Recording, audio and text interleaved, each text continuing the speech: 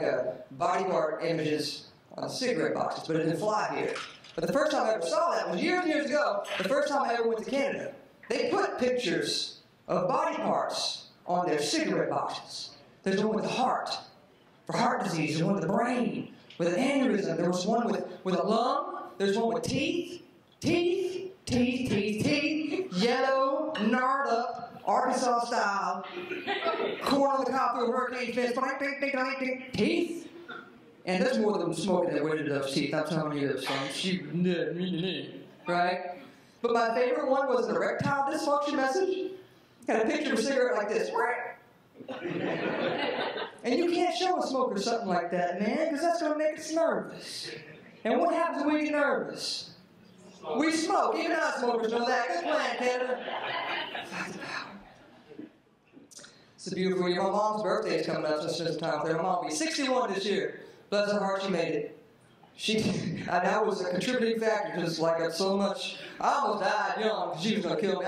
My mom is a little on the crazy side. And when I say that, it's that my mom's always been fascinated with death. Not one of those things where somebody died and she wants to be all psychological and analytical about it. But she's been fascinated with detective novels, murder mysteries. She got into those CSI shows and coroner's reports. And she likes those shows where they do that murder autopsy show where they cut people open and try to figure out how they died and why they died and who murdered them and stuff like creepy stuff. Right? And it's been like that all my life, to the point now she thinks that she is qualified to tell you where a dead body could be or has been at any point in time. We could be driving past a dumpster and there's a dead body in it. If there's a garbage bag on the side of the road, it's a chopped up dead body in there. And we were driving one time, she goes, baby, look at that field. What field, Mom? What you talking about? That field with all the little rocks in it. I bet there's a ton of dead bodies in there. Mom, those are headstones? That's cheating. My mother is the reason I'm scared of 90% of the dumb things that I'm terrified of. Just ridiculous, stupid things, right? I'm still afraid I'm going to accidentally lock myself into a freezer while playing hide and seek or something, right? And I'm originally from Louisiana, so really stupid things like if a turtle bites me, it won't let go until it thunders. What? Who's just running around poking a turtle in the face? Bite! Let's see what happens. Right? Or escalators. To this day, I'm terrified of escalators because when I was a kid, my mom would tell me I had to watch my shoestrings and my pants legs to get a hold of just your mom too. Does anybody else's mom do that? Is that a crazy mom thing or is that just me? My mom would tell me, like, baby, you gotta watch that because it'll grab your pants. Hey, I'm the driver of this car. My name is Slim Bloodworth. I'm a friend of McGee Mueller who is filming me driving her car. I'm a stand-up comedian based out of Houston, Texas, headed out to do a show in Matagorda, Texas, which I'm not even sure I've ever even been to Matagorda, Texas. It is south of Houston, on the beach, apparently. And, because my career's on fire, I'm playing a place tonight called Poca Playa. That's right. So let's get ready for a good time. On the road, you will find a lot that, as a comic, that you will walk into a room, and I'm sure Caroline can vouch for this, because we've done a lot, she was my mentor, so we've done a lot of the same gigs, I've done a lot of them with her, where her and I have actually walked into rooms together, and had a great time, great audiences. This was a great audience, they were a lot of fun. This is a wonderful room, a wonderful place, had a great time. At first, like I said, it was a little iffy, but I was like, oh no, they were fabulous, and all the comics were wonderful. Ed killed it. Craig killed it. Ed does what he does. Ed is always honest. Like, look, I'm gonna pay you now. He's straight up. But he can be. I don't know what the hell happened with this situation exactly. And but there are a lot of times you'll walk into a one-nighter like this. We call them one-nighters, where it's just a show at a small venue. It's not a comedy club. It's outside of a club, and it's one night, one show, and you'll walk in and you'll do your show and you'll have a great time. And whoever books the room or the owner or whatever the situation is will come up to you after the show and say, you guys did a great job. Boy, those comics last week, blah, blah, blah, blah, bitch. They either destroyed the hotel room, they shit all over the stage. And I don't mean literally took a poo. mean, they just didn't give a hell. Or, you know, they got drunk and did something dumb. Or, you know, the place asked them, said, okay, well, these are specifically things that we don't want or don't like or our audiences don't like this thing. And then that comic goes out of their way to do those exact things. And how often you hear that. And then the next thing you know, when we were like, okay, I wonder if that gig's still open, I want to go back to the place that had such a good time. Oh, we're not doing comedy anymore. We're not doing comedy anymore. We're not doing comedy anymore. Makes it really hard for a lot of us to work. Lovely lesbian mayor, Miss Denise Parker, had gone over to San Antonio for some sort of gathering, I'm sure. And while she was there, because like I said, I live in Houston and we're arrogant. She's no exception to the rule. She pretty much called the Riverwalk a glorified ditch. To their face in public. So they're angry, right? Wow. The water's fucking tiny bowl blue, man. Isn't that a bayou? But she retracts like, no, I didn't mean it like that. You know, it's just that Houston has natural bayous that we use, whatever the fuck. People kayak, and they don't have to have whatever the fuck we do down here because we think we're all hot shit. And she was trying to retract on the whole thing.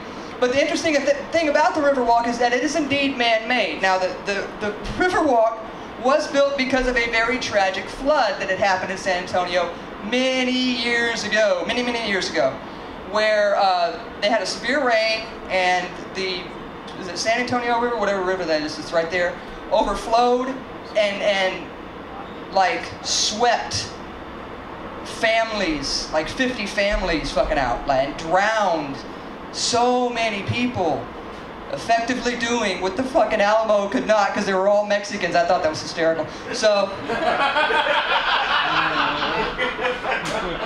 historically correct is all I'm saying. You go, Anise. So I got trapped in a Dillard's. I know, lesbian and Dillard's, play along, right? I got trapped in a Dillard's. I was passing through. Actually, I was looking for a sweater, and I was in Beaumont. And so I had to go to the Dillard's because everything else was Walmart, and I have enough flannel. And so I kind of went to the Dillard's there. Well, apparently, if somebody loses a child in a store, they start hollering Code Adam over the fucking loudspeaker, and all the goddamn gates come down, and they lock your happy ass in until they find this fucking kid.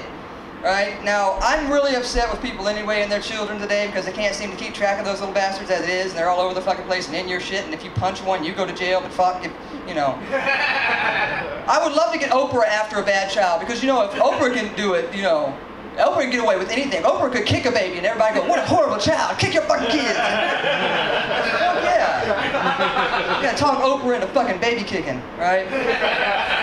So, I'm in Dillard's, I'm in the men's section. Surprise!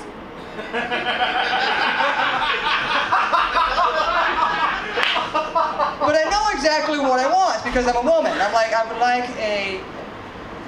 I'm looking for like an Argyle V-neck sweater. It has to be particularly V-neck, and I'm really looking for Argyle because I'm gay. I know what fucking I want. And so I'm looking at this sweater, and the next thing you know, I'm reaching at this sweater, and it's very nice. It's very soft, right? I'm like, oh, that sweater. And just at the moment... Yeah. How long have you been doing comedy now? 15 years. 15 years. And it doesn't feel like it though. You know, when you enjoy what you do, it goes by so fast. It goes by so quick. But then you reflect on those moments where things went wrong and you're like, oh yeah, it's been 15 years, you know? Oh yeah. So comedy has kind of always been a reflection of society, because that's what you talk about. You talk about yourself, or you talk about things that you see. Observational comics talk, you know, like Cosby would talk about his family observations and stuff. Well, every comic is different. Seinfeld was really big for observational comedy, but it is a reflection on society, as commentary on your place in it and society as a whole. And as society changes, so does comedy. And then there's groups of people, a lot of younger comics you'll hear them talking about social media or technology, cell phones, computers. Don't you hate it when the iPad gets glitchy? I'm just going, that's all you got? Man, there's a whole world out there. Have you left the house? You know, but it appeals to somebody because comedy is an art form, therefore it is subjective. Art is subjective. What one person might find funny, the other person may not either understand or not find funny at all. Or might get offended by. People, you know, really take things, they take life way too seriously. And life is going to be the death of you. That's the way it is. So you get what you pay for. And that's part of it. It's such a big ball of wax, what has happened in the comedy world. And we all see different parts of it. But yeah, you do have these younger comics that are coming up that will promote themselves through the roof. Oh, I got a great poster, look at my website, yada, yada, yada, yada. Look great on paper, but when the lights go up, they can't deliver. And they need to do 30 minutes when they only have 15. Mediocre minutes. 15 mediocre minutes. And now they have to BS their way through the next 15, and they can't pull it off. And the audience is going, what? Well, then there's society. Everybody is planted in front of the TV set. There's TV sets everywhere, everywhere you go. There's a TV set when you go to the gas station. There's a video screen that yaks something off to you about weather, some sort of ad, something that's going on, whatever, as you're pumping gas. I don't want to hear it. I don't care. I don't want to be, but you're bombarded all the time. Your cell phone, your computer, everywhere you go. They're in elevators everywhere. So everywhere, everybody is sitting in front of these TV screens all the time, believing all the bullshit that they're throwing at you because everybody wants to be somebody they're not. That was cool. And as comedians, the first thing that most people stop spending money on when the economy takes a turn is entertainment. Now Houston, though, look at this room. We're packed out. Come on, that's what I'm talking about. We're going to go see it. Yes, we're going to laugh. We're going to have a good time. We're going to go do it. But a lot of places did. A lot of comedy clubs dried up. A lot of our road gigs closed down. And comedians started to have to take gigs that we wouldn't normally take. And let me tell you, during the recession, ooh, I played some gigs. I played an all-gay male nudist campground in Alabama. Who knew? The guys are really nice because during the show they wore their clothes, which is very kind because dangly bits can be distracting. But after the show, we all go outside. It was a gorgeous night. They had a heated pool, and everybody stripped down naked and jumped in the pool. Now, you have to understand, when I say gay male nudist campground, when you go down to, here in Houston, the Montrose area, the gay section of town, as they call it, the gayborhood, and you see those young gay men stand outside the gay clubs, and they work out all the time. They have those sexy little butts that are way up here, and the legs, rah, pow, and they got the six-packs, and the chest, and the hair, and they go, those guys don't camp.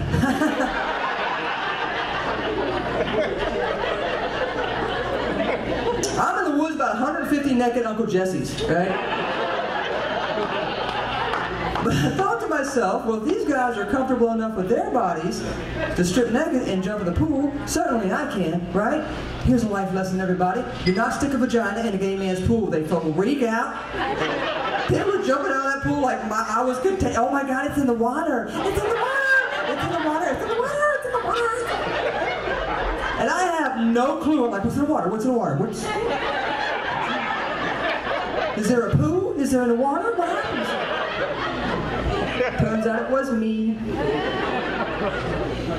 I always love telling that story in a room about this size because I know there's about 15 people in this room right now that just figured out I'm a girl. That's cool. That's good.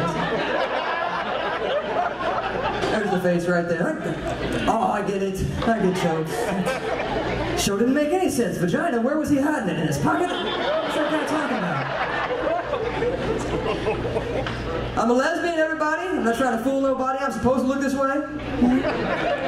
I'm not gonna. Thank you. I did it myself. I'm not gonna play straight for drinks because I've been that guy. Okay? I do have a girlfriend, everybody. She is not here tonight, so we're gonna talk about it for a second. Yes, we are. My girlfriend and I have been together for 13. Going to the comedy clubs because people are tight on their dollar. And getting tighter because they can actually get it cheaper now. They can watch TV, they can see it on YouTube, they can have a friend show it to them on their phone. They can get little clips here, there, and yonder without having to be committed to a room full of other people, which is ridiculous. It's so fun to go to something live. And And so they're staying home. I can see it at home. I can see this, I can see that. I can drone out, turn off. People leave their TVs on all day long for their pets. People leave their TVs on all day long while they're roaming around the house just to have noise in the background because they're too busy running from themselves. They don't want to hear it. So they just have some sort of rattling off in the back. Do you hear how quiet it is in my house right now? Nothing is on. This is the way it is usually. If my TV is on, it's because I'm watching it.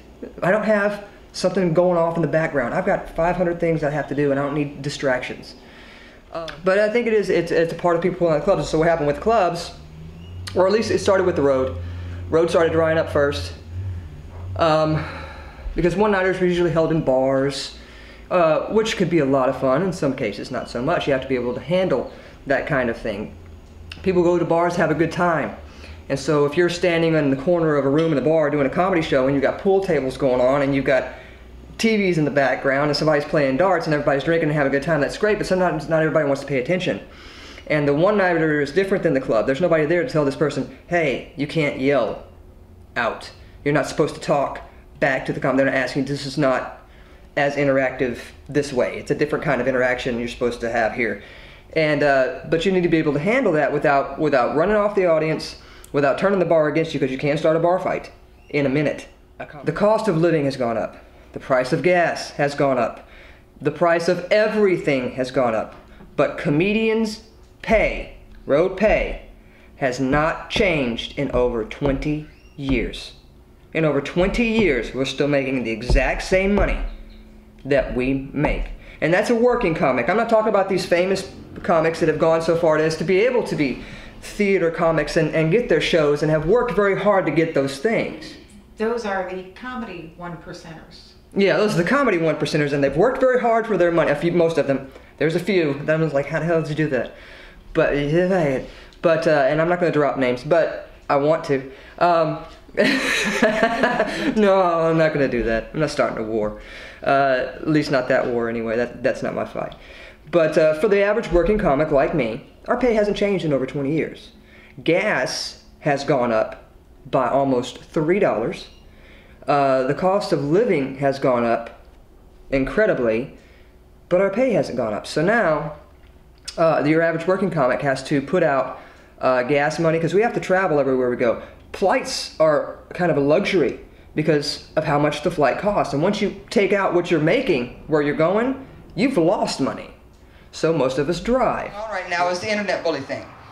And I'm not like, fuck these internet bullies. I don't know if you can tell by my personality, but I think that's a load of shit. What really pisses me off is that everybody's jumped on this internet bully fucking bandwagon. You know what I mean? Oh, we gotta do something about these internet bullies. They're making people kill themselves, these internet bullies. They're doing it from behind the screen of a fucking computer, and these people are killing themselves, these internet bullies. You mean to tell me that some fucking fat ass sitting in his underwear goddamn piece of shit pussy is typing on a screen is going to fucking bully you? Are you kidding me? Not chasing me down the fucking street with a stick on his bicycle, or tackling me in the playground and dangling that fucking wad of spit at my fucking forehead and then sucking it back in and so fucking gross. Not doing that shit, not sitting down and putting a fucking button farting in my fucking face. No, not chasing me with a 2x4. No, behind a fucking computer screen. If it freaks you out that bad, you ever heard of Block? Fucking Report, something like that. If you're really freaked out, unplug the motherfucker. Because if your computer screen is shoving you around, you should fucking kill yourself.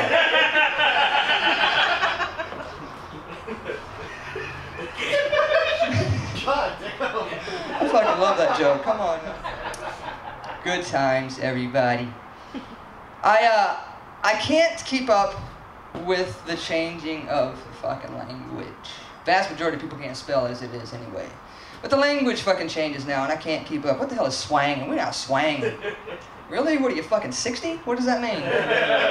I'll swang. He's a hipster. Oh my god, really? Fucking metallic or plastic, or how are they doing this shit now? What is it, 80? 85? What's a fucking hipster? What is it? And somebody accused me once, they're like, you're like a hipster. And I'm like, I'm too old to be a hipster. How are you too old to be a hipster? I don't even know what the fuck it is. That's how old I am. Right in this eye, Eddie, right behind here. It's just where it is. If you're ever wondering where Caroline hides, it's right there.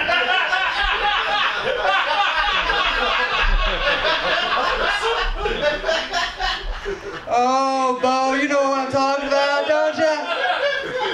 Fucking love it.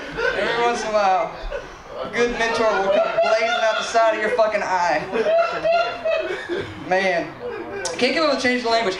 And what they're doing is they're really fucking up because they're not actually changing anything. They're just trying to make it sound nicer than it actually was. Right? Oh, that's offensive. We can't say that anymore. We got to say something else. And that troubles me because they never change the definition of the word, right? So they'll change it because this word became offensive, but so they really aren't changing anything, right? Do you guys remember when the word fucking retarded meant? Come on. There's a give and a take to a bringer show. Bringer shows will, and this is where a comic really could benefit from a bringer show. Force yourself to go out and market yourself and promote yourself and talk to people and get them to come to your show. It's a good idea for certain things. The other part of it, the drawback is, I can't bring people to a show in a town that I don't know. Or if I live here in Houston, where I live, and the people that come to see my show come to see me headline. I'm not bringing 10 people to see me do 5 minutes and pay $10 a pop. They're not going to come. They're not coming. They're not going to pay $10 to see me do 5 minutes that they can watch on YouTube. You know what I'm saying? They're not coming out to the open mic to see me work 5 minutes of brand new, untested material for $10 when they can see me do professional, polished show for 45 minutes to an hour for 15. That doesn't make any sense. But the younger comics, and for certain things, you know, there's certain times where certain things will come through. If you're booking your own show, you're making your own show, whatever it is, you go to a club and say, hey, I want to put this show together, and the club goes, well, what can you bring to the table? It's a business deal. Well then, yeah, you need to bring people to that show. You need to be able to help promote and market because you went to the club and said whatever. Now if the club comes to you and says, hey, we'd love for you to do our show, but you need to bring 10 people. No, club, you need to advertise. You need to market. This is your dollar. And my dollar comes a little bit out of your dollar.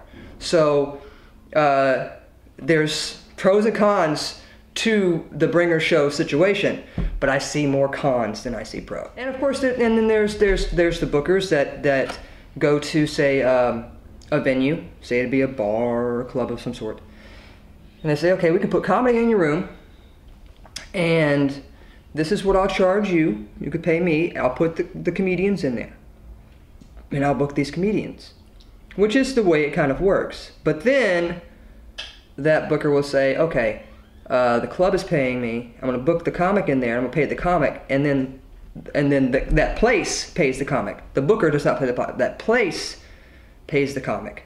Okay, yeah. Whatever the venue is pays the comic, and then the comic, the headliner, will have to give the booker 10% of whatever they made. It's called double dipping.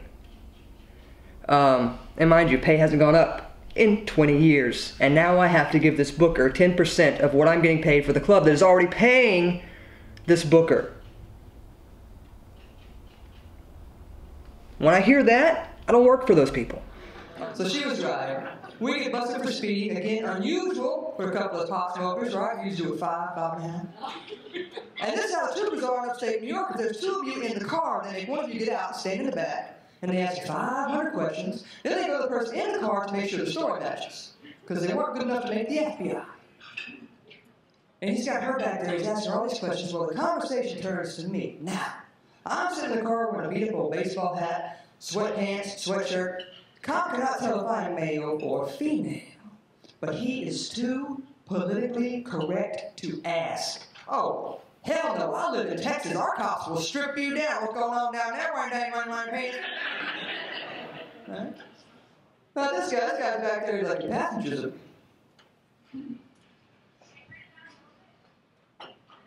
Your passengers... And she ain't helping him at all. Right? Your passenger's name is... She goes, Slim, coffee is best. So he comes walking up to the driver's side door, which was hanging open. He leans in, he starts asking me 500 questions. He looks down on the driver's side seat, and he finds a seed. A seed. How good do your eyes have to be to find a seed? And he grabs it and he squeezes it between his fingers. He goes, what's this? And I cannot see what he has. And I am really high. So I go, I don't know. What is it? He goes, I believe that is a marijuana seed. I said, I believe it is a sunflower seed. I thought we were playing a game. No. He goes, no, that's a marijuana seed. I said, well, what kind of marijuana seed is it? Because I figured he don't know what I am, he ain't gonna know what that is, right? That's called pot logic, everybody. Rookie, and obviously not a pot smoker. The dude does this, he goes,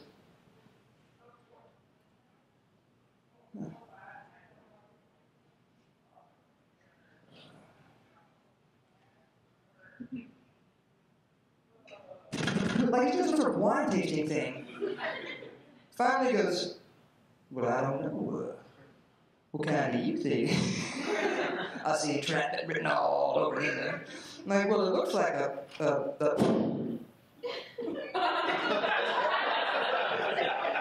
don't see a thing, copper. Maybe that was lit. When they had this other thing that they wanted to do, but if the audience didn't buy this, they weren't going to buy this. And you learn how to see that and how much material that somebody has garnished over the years to be able to pull those bits and pieces out of it, and how they tailored that show, and the ups and downs and movings, and these comics, a lot of the show is flat. It's just ba ba ba ba, without being able to maneuver and weave through a show. No segue. No, and you don't even need a segue. You don't even need one. That's not even, the audience knows that these are jokes. You can talk about one thing, and with no segue, move into another one. You just need to know how to structure something and how to, but they don't, first off, they don't have the time to interchange material, because they don't have the material to interchange material.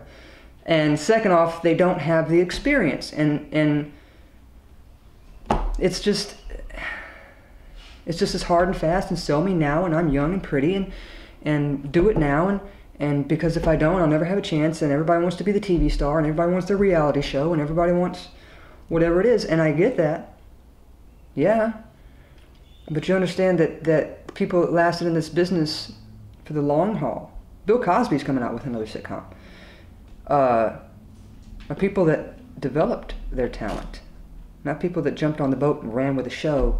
If you want to be an actor, go be an actor. If you want to be a comic that develops into an actor, well, take your acting classes, do your auditions, and develop your comedic show, because if you want to be an actor and a comic, then you're going to have that comedy to fall back on when your acting gigs fall the fuck out. And when comedy is starting to get too much, because a lot of comics pull off the road. Look at Ellen DeGeneres and how successful she has become after her show. But she was a stand-up for years, and a very, very good one at that. If you ever seen her show, she's phenomenal. So she has writers now because she has a show. And she has writers and all this other stuff, but every once in a while she wants to step back on the stage, because that's an addiction. Stand-up, that's an addiction. There's nothing like it. It's you and no net. That's a lot of risk. And when it's good, wow, the high is unbelievable. When it's bad, you want to crawl under the rock and kill yourself. So. For social anxiety disorder, which are people who are afraid to be around other people. Heck with them, they don't come to shows. They will prescribe you drugs to help you get off the drugs they first prescribed you. And they want to come after the potheads. Man, give me a break. Marijuana is less addictive than alcohol, less harmful than cigarettes, enhances creativity, suppresses rage. The main withdrawal of marijuana is rage. What better use for a drug? Right? The main side effect of marijuana is